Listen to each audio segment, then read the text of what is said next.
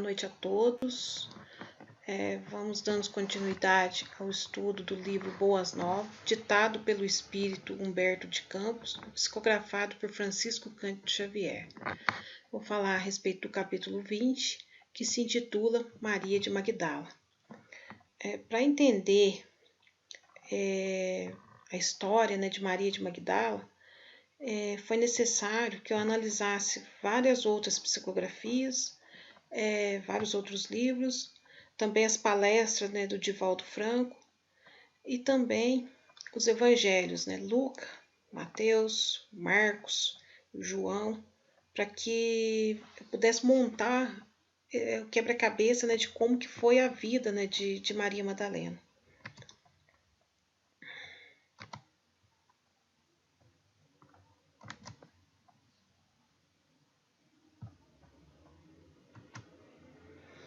Aqui está a imagem de Humberto de Campos, o livro Boa Nova.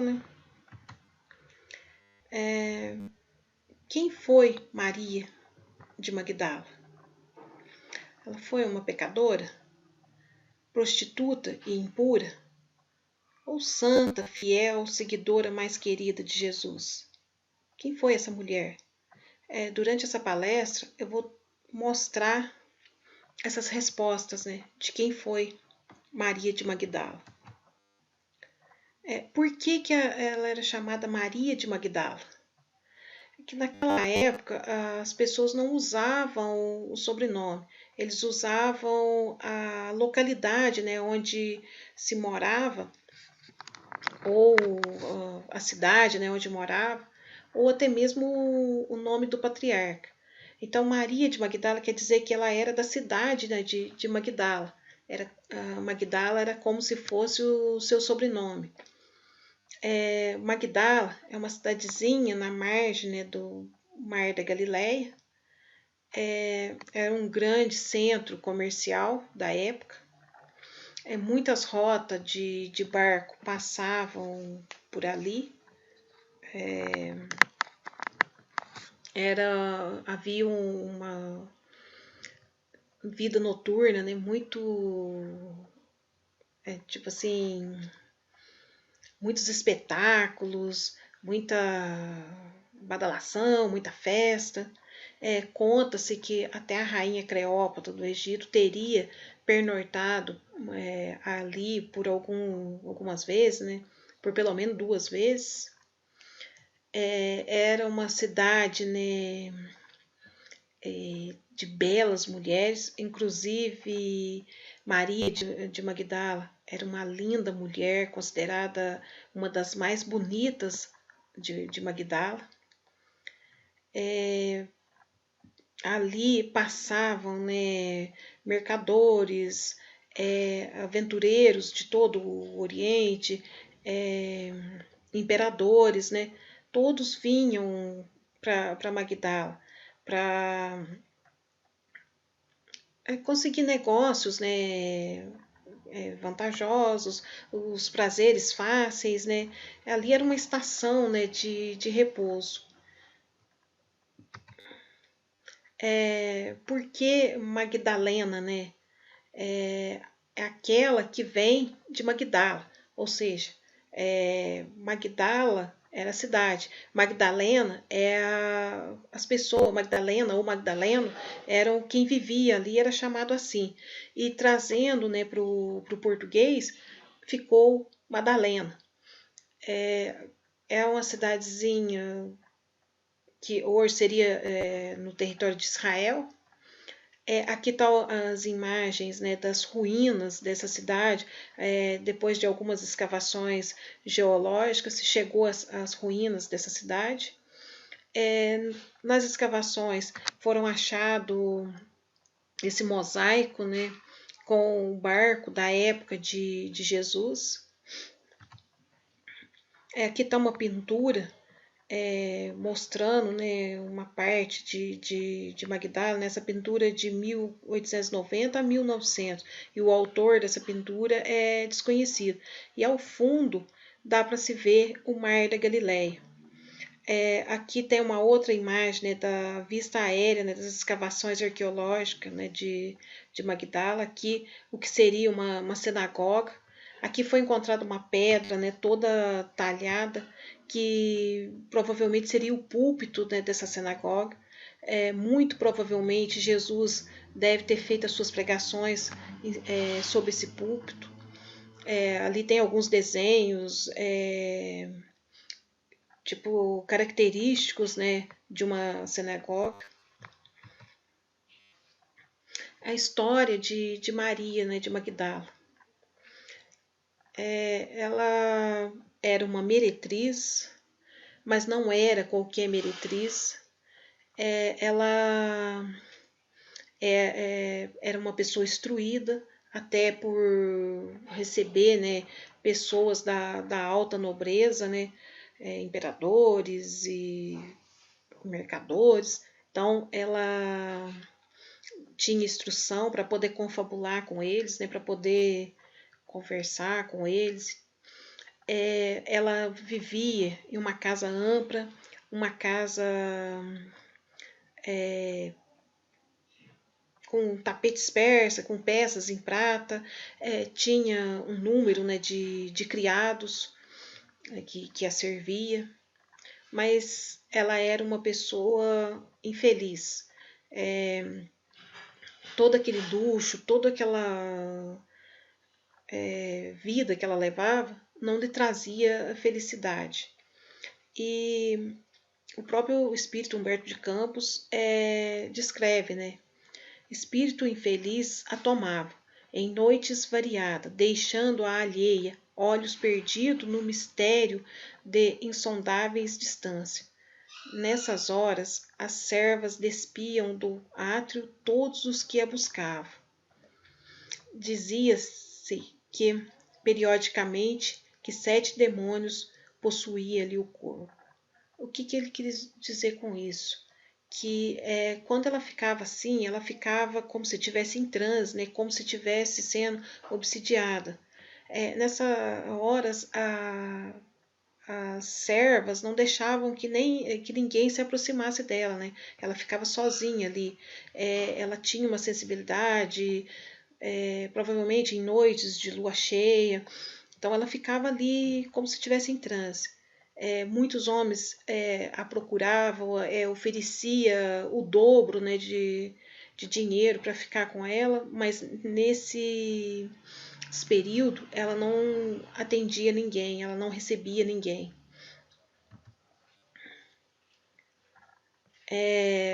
Desde muito nova, Maria já tinha ouvido falar, né, os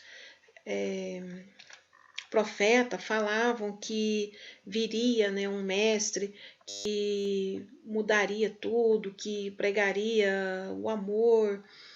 Então, ela desde muito nova ela ouvia falar desse mestre. E um dia, né, uma serva dela levou ela para ouvir, né, uma pregação de Jesus. E ela se encantou por ouvir aquela pregação, né, por ouvir as palavras de Jesus. Ela, tipo assim, não entendia, né, aquele novo amor, aquele mestre que falava, né, os pescadores, as pessoas tão simples e com lábios não tão divinos. Ela até ali, o espírito Humberto de Campos descreve, né, que ela caminhava, né, sobre as rosas rubras do desejo, embriagando-se com o vinho de condenáveis alegria. No entanto, seu coração estava sequioso e em desalento. Jovem e formosa, emancipara-se dos preconceitos férreos de sua raça. Sua beleza lhe escravizara aos caprichos de mulher, os mais ardentes admiradores, mas seu espírito tinha fome de amor. O profeta Nazareno havia plantado em sua alma novos pensamentos. Depois que lhe ouvira a palavra, observou que a facilidade da vida lhe trazia agora um tédio mortal ao espírito sensível. A música voluptuosa não encontrava eco em seu íntimo. Os enfeites romanos de sua habitação se tornara árido e triste. Maria chorou longamente, embora não compreendesse ainda o que pleiteava o profeta desconhecido.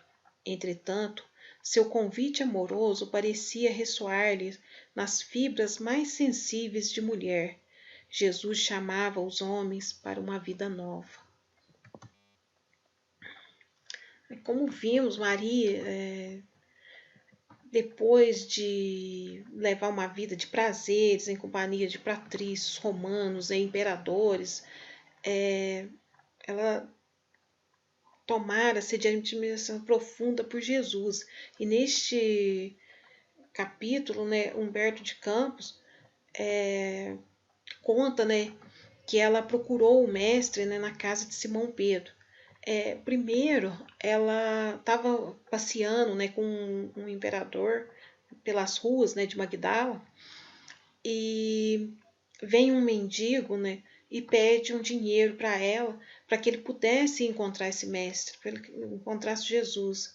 Ele fala para ela, fala, tem um mestre que se eu for até ele, ele vai me curar.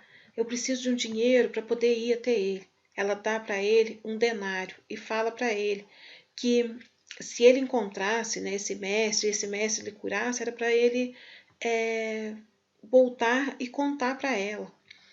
E passado algum tempo, ele volta para conversar com ela, para contar para ela o que tinha acontecido.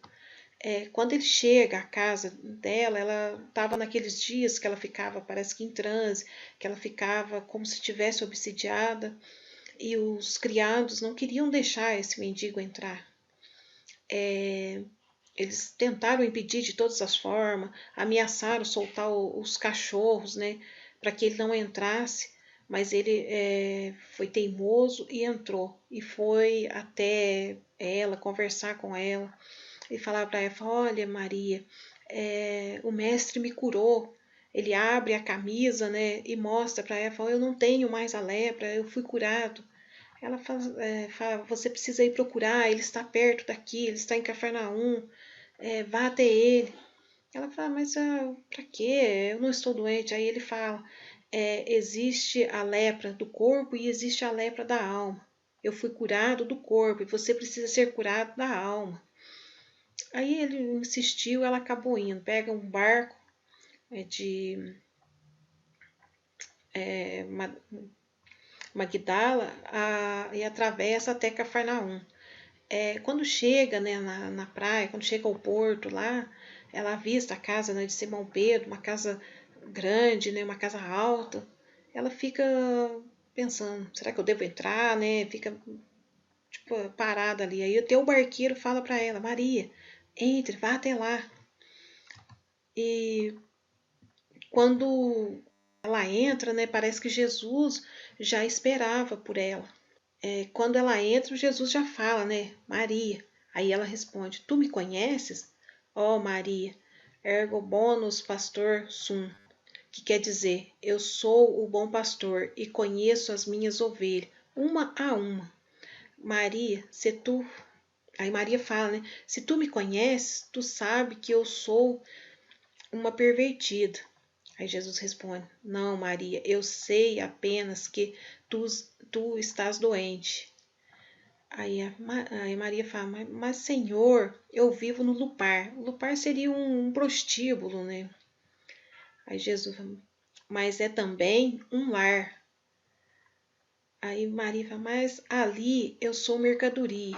E Jesus responde para ela, oh Maria, seria muito melhor que ao invés de estares exposta, estivesse composta, e ao invés de seres buscada para o comércio da ilusão, se transformasse em uma realidade de paz.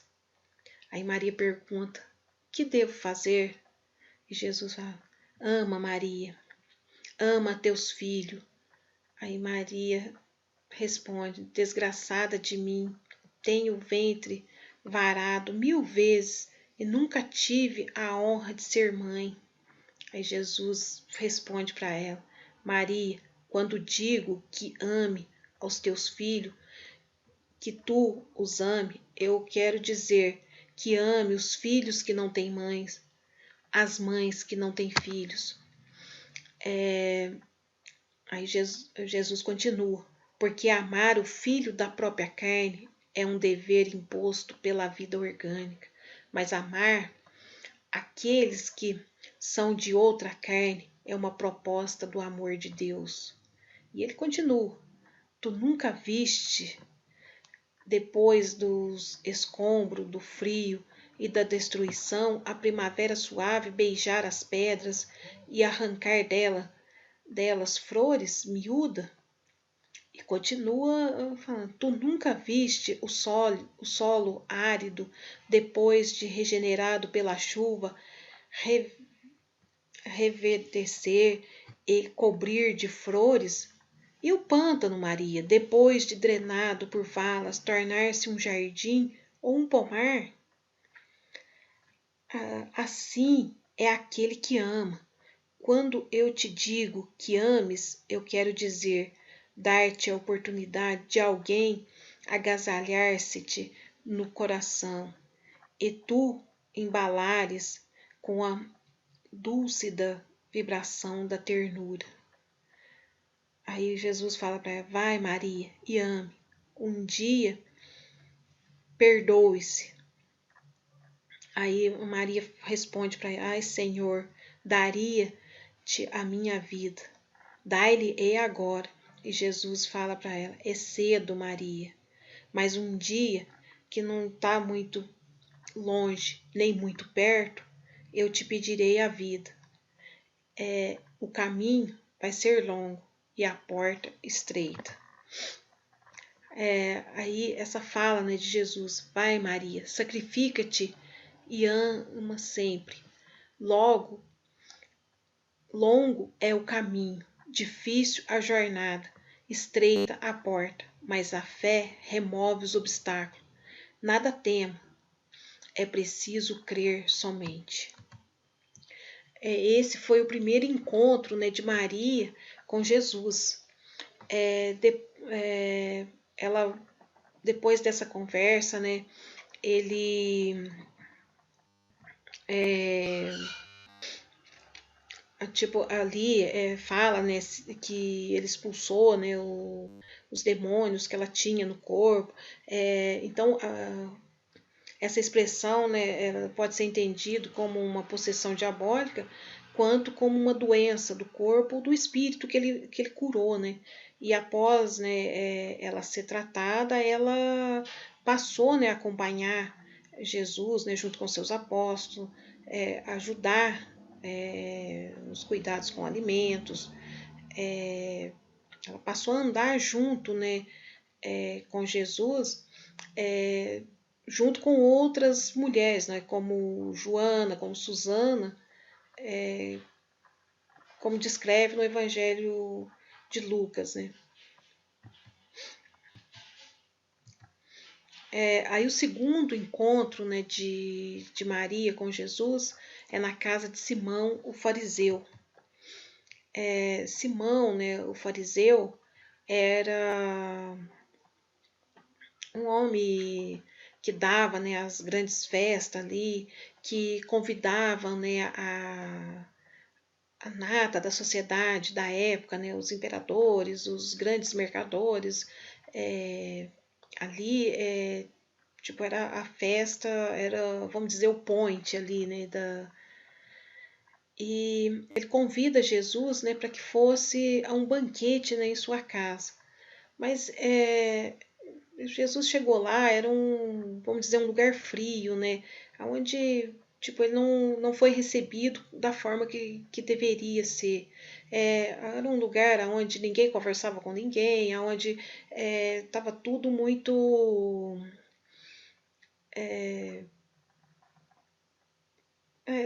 tipo, não tinha, né, uma conexão.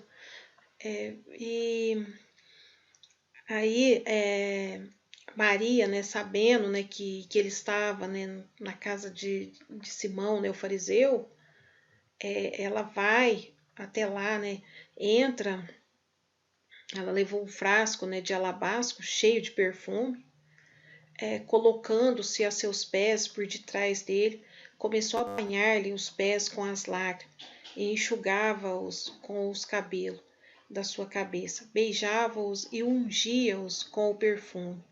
Vendo isso, né, o Simão, que tinha convidado, né,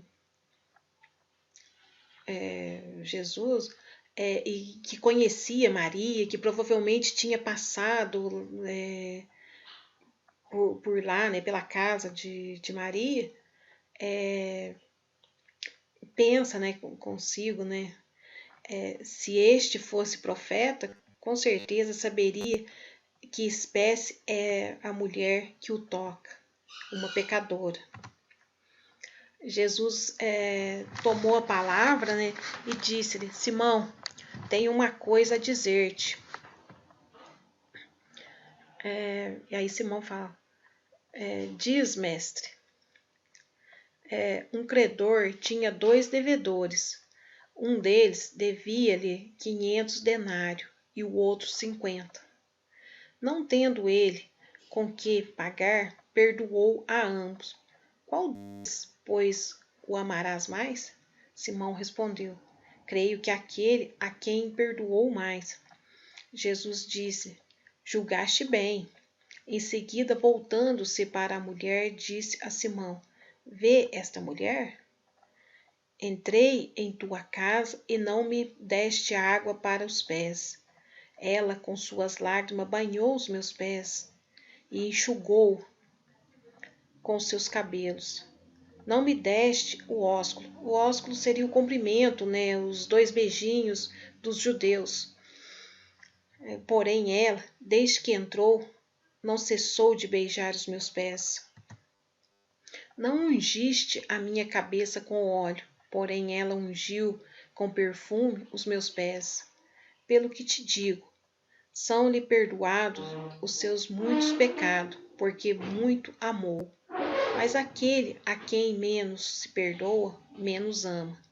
Depois disse a mulher: são-te perdoados os pecados. Os convidados, né, começaram a dizer entre si: quem é este que até perdoa os pecados? Mas Jesus disse à mulher: a tua fé te salvou. Vá em paz. E em seguida, né, Jesus caminhava pelas cidades, aldeias, né, pregando e anunciando a boa nova, né, do reino de Deus. E como eu já havia falado, né, junto com ele iam os 12 apóstolos, né, que seriam os 12 na época discípulos, né, porque depois é que eles passam a ser apóstolos, né, depois da partida de Jesus. E junto iam algumas mulheres, né, no caso Maria de Magdala, Susana e outras, né?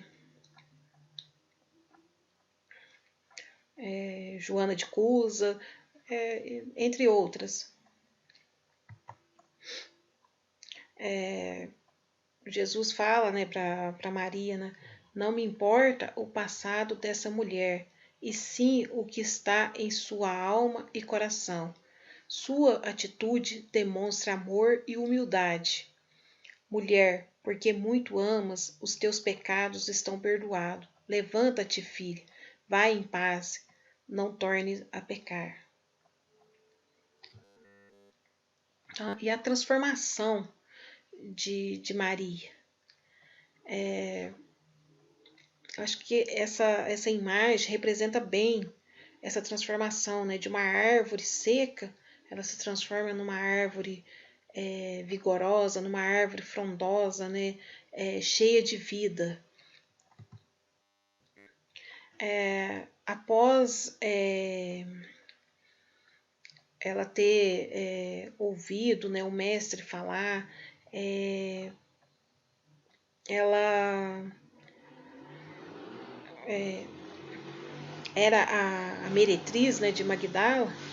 Ela sai dali e nunca mais esqueceu, né, aquele doce diálogo, né, que ela teve com o mestre. A partir daquele encontro em Cafarnaum, todas as tardes, quando o leque dourado de sol queimava as últimas nuvens e apagava-se no poente de uma barca, um homem belo e incomparável distendia as mãos e falava aos ouvidos dos corações dos aflitos. E entre este uma mulher de peregrina beleza atendia crianças, socorria desvairados, punha óleo em feridas. Ou seja, enquanto o mestre estava ali falando, né, da boa nova, ela estava ali cuidando, né, das pessoas mais humildes, das pessoas que não tinham ninguém por ela, né? E depois da morte, né, de Cristo, Maria vai residir em Dalma luta. Quando um certo dia, né, um grupo de leprosos veio procurar por Jesus. Eles tinham ouvido falar, né, do Nazareno, que curava, né? E quando eles chegam, Maria informa para eles que Jesus tinha sido crucificado, que Jesus havia morrido, né? E as autoridades ali da cidade acabam por expulsar, né, esse grupo de leprosos. E quando eles estão indo embora, né, Maria vê eles indo, ela se sente sozinha, ela vê que ela está sozinha. E ela decide ir com ele para o Vale dos Leprosos. Ela vai, ela cuida deles, né? Ela ali, ela dava todo carinho, todo amor para todas aquelas pessoas que não tinham ninguém, né? E toda tarde ela fazia, né, a sua pregação, ela falava, né, de Jesus, como Jesus agia, de como as pessoas deveriam ser. Então toda tarde ela fazia aquela pregação. E certo dia, né, ela, ao se banhar, ela notou, né, uma mancha em seu corpo. Ela pega um graveto e enfia, né, na pele e não sente nada. Então ali ela sente que ela estava contaminada também pela lepra. E ela sobe uma pedra para fazer, né, a sua pregação. E naquele momento ela fala: nós leprosos. Naquele momento ela assume que ela também estava doente. E ali ela, durante algum tempo, ela ainda permanece ali, mas com o passar do tempo a doença vai evoluindo. Ela decide ir procurar Maria de Nazaré, né, a mãe de Jesus, que morava com João, né, que após a morte de Jesus, João leva, né, Maria para morar com ele. Ela vai, chega lá já muito debilitada, eles acolhem ela e ela acaba falecendo. Após, né, o desencarne dela, uma noite, né, atingira o auge as profundas dores que sentia. Em dado instante observou que seu peito não mais arfava. Maria, no entanto, experimentava a sensação de alívio. Foi quando viu Jesus aproximar-se, mais belo do que nunca. Seu olhar tinha o reflexo do céu e o semblante trazia um júbilo indefinível. O mestre estendeu-lhe a mão e ela se prostrou, ou seja, ela desencarnou, né? E Jesus recolheu-a brandamente nos braços e murmurou: Maria, já passaste a porta estreita, amaste muito? Vem, eu te espero aqui. Aí é uma imagem, né, de Jesus recebendo Maria. E qual que é a conclusão, né, que se pode tirar de toda a história, né, de Maria de Magdala, ou Maria Madalena, né, a portuguesano, né, Magdala, Madalena. Como vimos, a revelação de ordem espiritual através dos canais da mediunidade vem esclarecer aspectos da vida de Maria Madalena, não citadas pelos evangelistas, mostrando quem de fato ela moralmente, quem era de fato moralmente.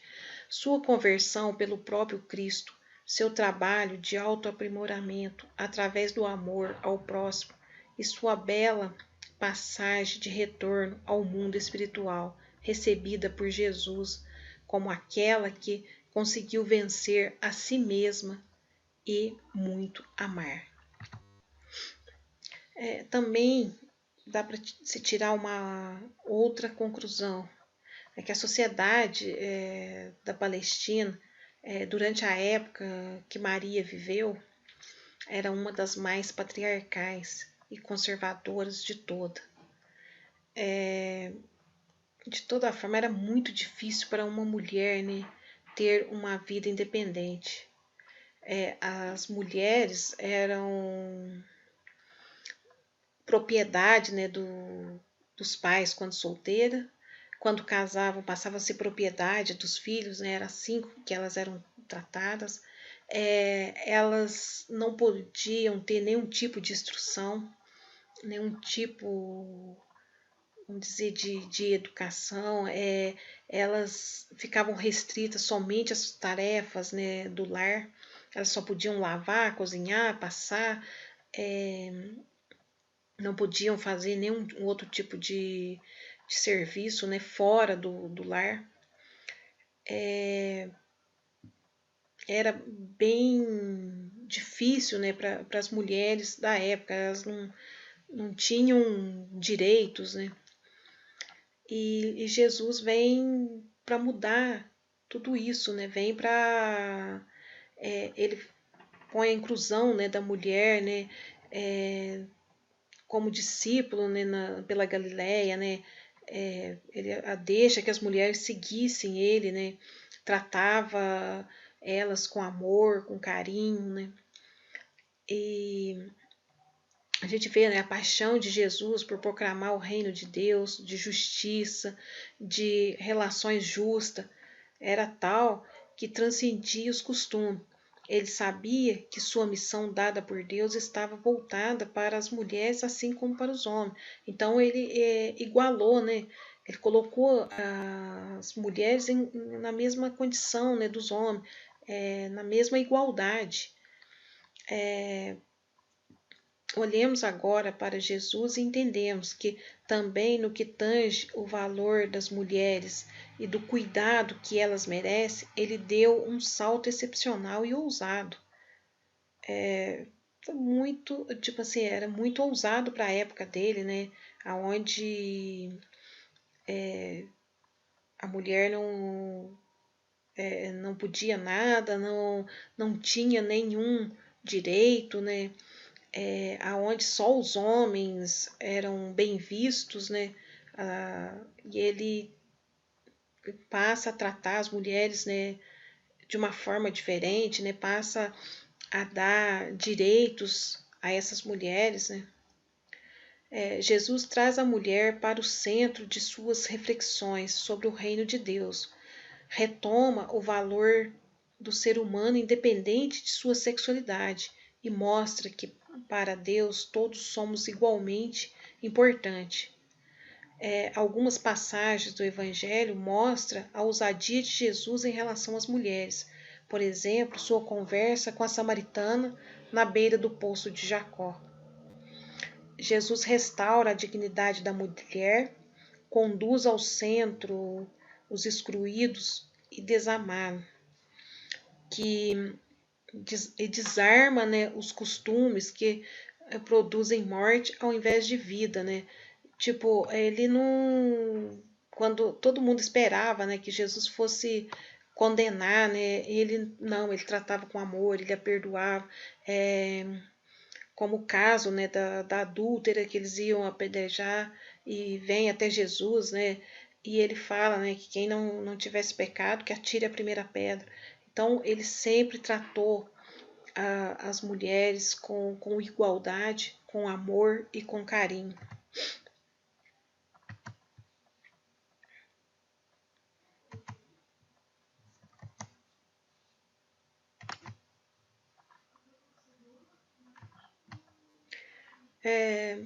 falar, né, de Maria de Magdala ou Madalena. Ela é uma das figuras mais misteriosas, né, da Bíblia, segundo as Escrituras. Foi uma mulher pecadora que foi perdoada. Ela também esteve, né, ao lado de Maria durante a crucificação de Jesus e permaneceu quando o sepultaram, e foi a primeira pessoa a ver o túmulo vazio. Então, ela foi a primeira pessoa para quem Jesus apareceu, né, logo depois da sua ressurreição. Jesus poderia ter aparecido para Maria, sua mãe, poderia ter aparecido para João, né, que era o discípulo que eles diziam que ele mais amava. Poderia ter aparecido para Pedro, né, que foi o discípulo que ele mandou que fundasse a sua igreja. Não, mas ele apareceu para Maria Madalena, para Maria de Magdala. Então mostra quão importante foi essa mulher na vida de Jesus, quão importante foi a sua vida, né? Porque foi ela que ele apareceu primeiro. E falar de Maria de Magdala é falar de transformação, é falar de reforma íntima, né? É falar de uma pessoa que se auto-perdoou, é falar de uma pessoa que cuidou daqueles que não tinham ninguém por eles, daqueles que viviam à margem da sociedade, daqueles que eram discriminados por todos, e ela cuidou com amor e com carinho. O que Maria de Magdala nos mostra, né? Ela nos mostra a força das mulheres. O Espírito Verdade fala, né? Fala, sem dúvida, a mulher cabe uma importante cota de contribuição com a obra de Deus, oferecendo a sua sensibilidade e a sua inteligência em favor da vida. Muito a propósito é a afirmação do Espírito Verdade, quando situa a tarefa delegada por Deus à mulher como mais importante que a do homem, uma vez que cabe a ela o conduzimento dos homens, dando-lhe as primeiras noções de vida. Eu acho está na questão 821 do Livro dos Espíritos e também no livro Vereda Familiar. A forma com que ele fala, né? A mulher, né, ela carrega, né, um bebê em seu ventre por 9 meses. Depois, ao nascer, né, ela cuida desse bebê, ela o alimenta, ela ensina, né, ele a andar, a falar, ela lhe dá a noção, né, de tudo que ele vai viver na vida, né, os primeiros ensinamentos é uma mulher, né, que lhe ensina. Então, o Espírito Verdade fala isso, né, que o papel da mulher é um papel mais importante do que do homem, porque é uma mulher que lhe dá as primeiras noções de vida. Quais lições Maria de Magdala nos dá, né? Ela fala, né, da força das mulheres, né? Fala desse olhar, né, de prosperidade. Ela fala que todos nós somos doentes e irmãos. Ela fala, né, do perdão e do auto perdão, porque ela foi perdoada por Jesus, mas ela também teve que se auto perdoar. Ela fala que todos nós somos chamados e que basta a gente aceitar esse chamado. E para terminar, eu gostaria de deixar uma pergunta, né, um questionamento para cada um de nós se questionar quais lições de Maria, de Magdala ou Madalena podemos aplicar na nossa reforma íntima. Aqui tá as referências de onde eu tirei, né, essa palestra. Uma boa noite.